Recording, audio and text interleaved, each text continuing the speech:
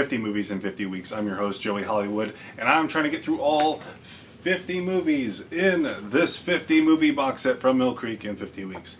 When I picked it up just now, I thought I broke the case for some reason. I thought it just crumbled in my hand. But the movie I watched today was called King of the Zombies from 1941. And this was one of the ones I was really eager to revisit because I've not seen it in many, many years. This was another one of those movies that came on those crappy dollar store box sets from way back in the day. It came with Revolt of the Zombies, White Zombie, and Revenge of the Zombies. Which I think Revenge of the Zombies is a sequel to this. Or Revolt. I don't know. Those movies all kind of blend together. I think the sequel to this was not as good, in my opinion. But one of the things I remember about this movie that, like, kind of external, is I remember in middle school, 7th, maybe 8th grade, I remember talking to a friend about it. He asked me if I had seen King of the Zombies, and I was like, yeah. It was kind of a weird thing to bring up, and I was like, yeah. And we talked about how much we enjoyed it.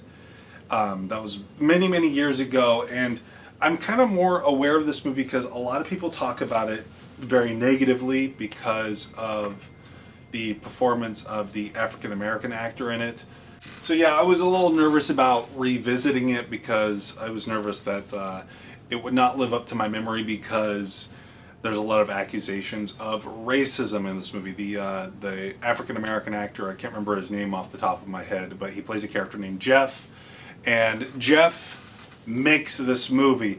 His performance is very, mammy and like that kind of thing. So there is, like, I wouldn't say a tinge of racism, but it is like when you think of like a minstrel show-esque performance, that's in here. And I'm not saying, that's a good thing or a bad thing, but I will say he makes the movie because the movie itself is very, dated. It is a horror movie from the time period, and whether you like his performance or not,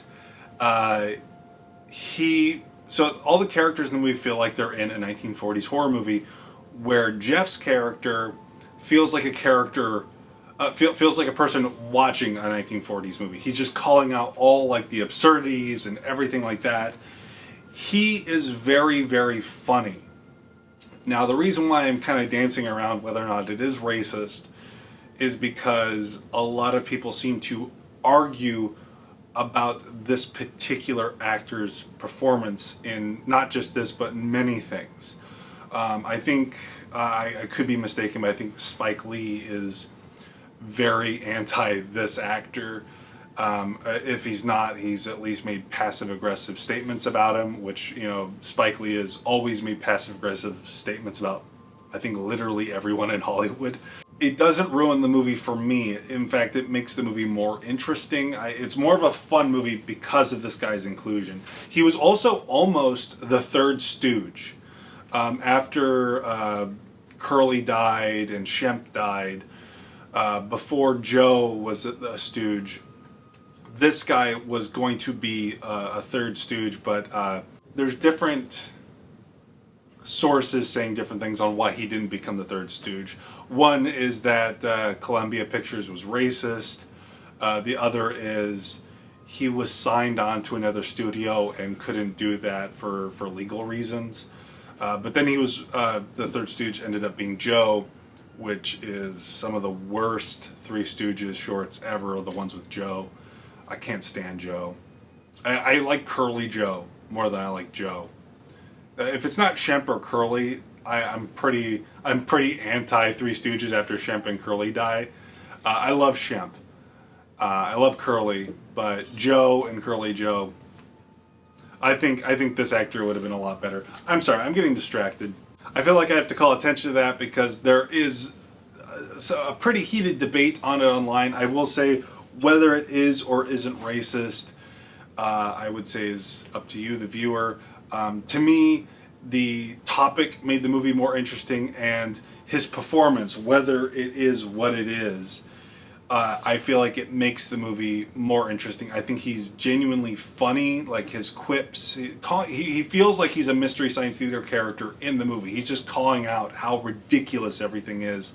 And I think that makes it stand out amongst other horror comedies of the time. I've seen a lot of horror comedies from this time period, and very few float to the top in being genuinely funny. Like, this almost feels ahead of its time, while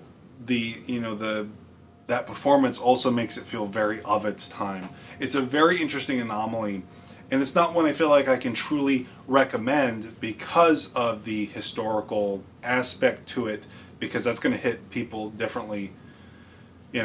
I feel nervous just talking about it, to be honest, but I enjoyed it for what it was, and I think the conversation around the movie is also interesting. But beyond that, I don't have a whole lot to say. I liked it. You might. Without further ado, I will bid you farewell. Thank you for watching. I will see you next week. Remember, please be kind and rewind.